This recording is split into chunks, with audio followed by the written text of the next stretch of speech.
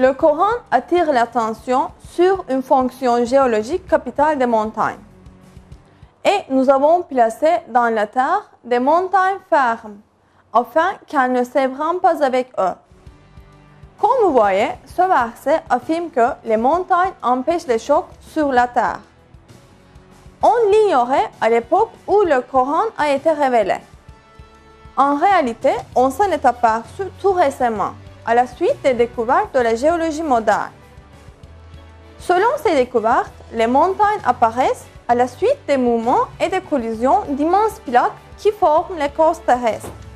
Quand deux plaques entrent en collision, la plus solide glisse sous l'autre, celle du dessus se plisse et forme des montagnes. La couche inférieure continue sous le sol et présente une profonde extension vers le bas. Cela signifie que les montagnes comportent une partie s'étendant sous la terre, aussi importante que leur portion visible sur la terre.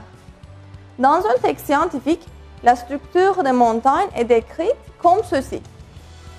Là où les continents sont les plus épais, comme dans les chaînes montagneuses, l'écorce s'enfonce plus profondément dans le manteau.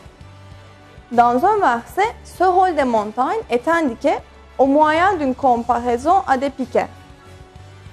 N'avons-nous pas placé la terre comme un lit et les montagnes comme des piquets? Autrement dit, les montagnes fixent l'écorce terrestre en s'étendant au-dessus et au-dessous de la surface de la Terre au point de conjonction de ces plaques. De cette façon, elles maintiennent l'écorce terrestre et l'empêchent de dériver sur la couche de magma ou parmi ces plaques. En résumé, on peut comparer les montagnes à des clous qui maintiennent l'ensemble des morceaux de bois. Ce rôle vital des montagnes a été révélé dans le Coran voici 14 siècles, comme un exemple de la sagesse infinie de la création divine.